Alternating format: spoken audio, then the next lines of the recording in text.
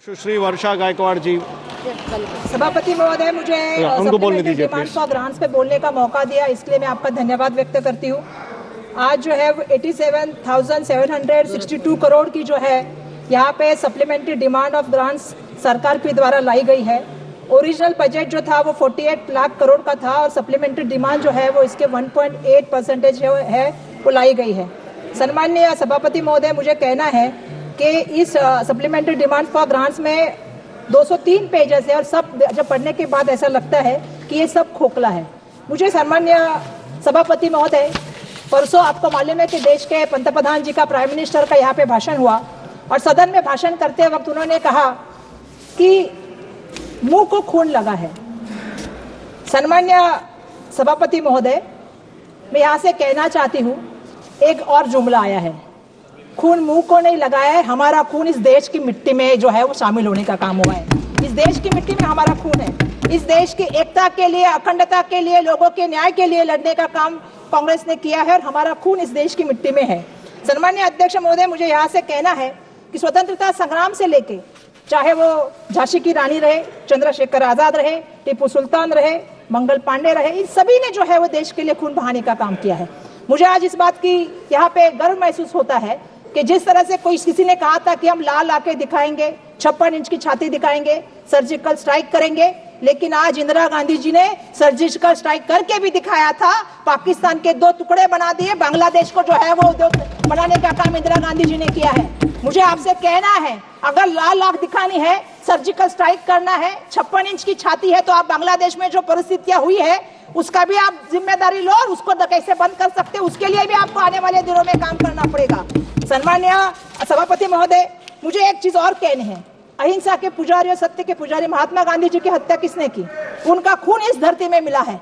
सम्माननीय सभापति महोदय, जिन्होंने उनका खून किया, उनके कुछ लोग पुतले बनाते हैं, उनकी जयंती जो है उसको मनाने का काम करते हैं। ये सबसे बड़ी गलत बात है। सम्माननीय सभापति महोदय, जो फोटो भी आया था उनके सपोर्ट में जो लोग कटोरी में खड़े थे, वो किसके फोटो थे वो भी देश ने देखा है, देश सब जानता है।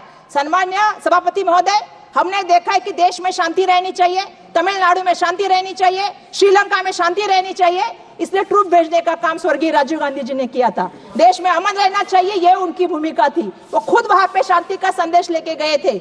मैं इसलिए ये कहना चाहती हूँ, 1 साल से मणिपुर जल रहा है, लेकिन 1 साल से देश के प्राइम मिनिस्टर को वक्त नहीं है कि वो मणिपुर में जाए। मणिपुर हमारे देश का हिस्सा है। आज वहां के लोग यहाँ पे आके बात करते हैं, वहां के लोग वहां के गुहार लगाते हैं, लेकिन देश के प्राइम मिनिस्टर के पास वहां जाने के लिए टाइम नहीं। सम्माननीय अध्यक्ष महोदय, मैं आपसे और भी एक बात कहना चाहती हूँ। लोकसभा के इलेक्शन के वक्त देश के प्राइम मिनिस्टर प्रचार के लिए मुंबई में आए, जिस रास्ते से चले उसके 2 दिन पहले मुंबई में घाटकोपर में घटना हुई थी, उसमें कुछ लोग घायल हुए थे। बाजू में अस्पताल था, राजवाड़ी अस्पताल, लेकिन देश के प्राइम मिनिस्टर घायलों को देखने नहीं गए, मृतकों की फैमिली को मिलने नहीं गए। इतनी संवेदना देश के प्राइम मिनिस्टर के लिए में है, लोगों के लिए। तो हम सम्माननीय अध्यक्ष महोदय, मैं आपसे कहना चाहती हूँ कि परम पूज्यनीय मानव भारत रत्न डॉक्टर बाबा साहब अम्बेडकर जी ने 1938 में बॉम्बे लेजिस्लेटिव असेंबली के बजट भाषण में कहा था, जो मैं यहाँ पे कहना चाहती हूँ। सम्माननीय सभापति महोदय, एक अमीर आदमी सरकार के स्वाधीन या आत्मनिर्भर होने की जोखिम उठा सकता है। मैं ये जानबूझ के कहना चाहती हूँ सम्माननीय सभापति महोदय, यह गरीब ही है जो चाहता है कि सरकार उसकी सहायता करे। यह गरीबी है जिसे अधिक सेवा की जरूरत है। ये बाबा साहब ने कहा है और ये सत्य परिस्थिति भारत के बारे में उन्होंने कहने का काम किया है। लेकिन दुर्भाग्यवश आज मैं देख रही हूँ सम्माननीय सभापति महोदय कि आज उल्टी परिस्थितियां है।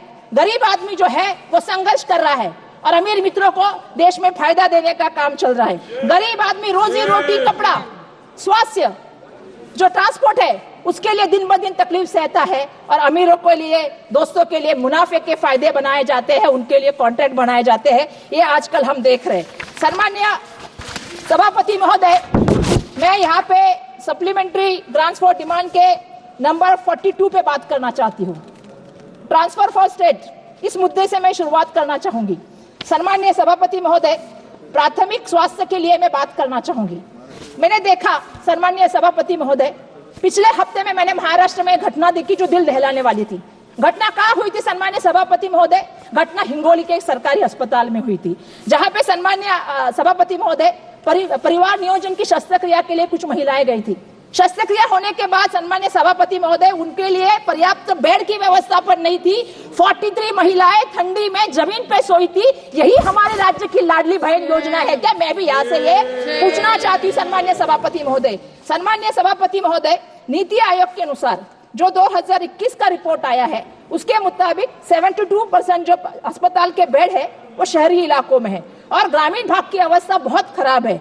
आज मैं ये कहना चाहती हूँ कि जो बजट स्वास्थ्य मंत्रालय से दिया जाता है नेशनल हेल्थ मिशन के लिए, उसका 40% बजट जो है आवंटित किया जाता है। वो स्टेट को सन्मान्य सभापति, मेरे दो बहुत महत्वपूर्ण मुद्दे मुझे बोलने दीजिए। मुझे इस पूरे सभा में कुछ भी बात नहीं कर पाऊँ सदन में, तो मुझे बोलने दीजिए। हमारे शहर का जो है, हमारे राज्य का जो बजट है इस साल का वो 4.6 है, जबकि हमारा राज्य अभी आपकी डबल इंजन सरकार है, बहुत विकसित राज्य है। अगर हमारे राज्य में यह परिस्थितियां है, डेढ़ मील जो है महिलाओं को चलने जाना पड़ता है। उत्तर प्रदेश में मैंने देखा आईसीयू में बच्चे झुलस के मर गए, जल के मर गए। आप 1 मिनट में कंक्लूड कीजिएगा प्लीज। नहीं सर, मुझे 2 मिनट बोलने दीजिएगा। मुझे एक एविएशन पे बहुत महत्वपूर्ण सन्माननीय जो है अध्यक्ष महोदय बात करनी है। मैं डिमांड फॉर सप्लीमेंट के लिए मैं उड़ान के बारे में बात करना चाहूंगी, उड़ान योजना के मामले में। सन्माननीय सभापति महोदय, नए एयरपोर्ट जो दिए गए हैं 7, मैं चाहती हूँ कि इस एयरपोर्ट के बारे में लैंडिंग में और जो पार्किंग का है उसमें कितने पैसे ज्यादा बढ़ाए गए हैं उसके मामले में कभी तो सभागृह को मालूम पड़े। मैं बताना चाहती हूँ 300%, 350% ये बड़ा है। वो जो चार्ज करते हैं वो कंपनी को चार्ज करते हैं जो एयरलाइंस की कंपनी है।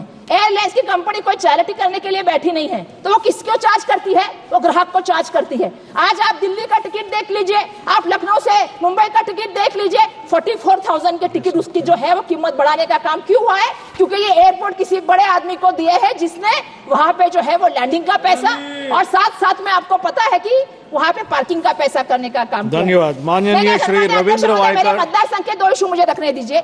सन्मान्य अध्यक्ष महोदय, मेरे यहाँ पे एयरपोर्ट कॉलोनी मुझे। धन्यवाद सभापति महोदय।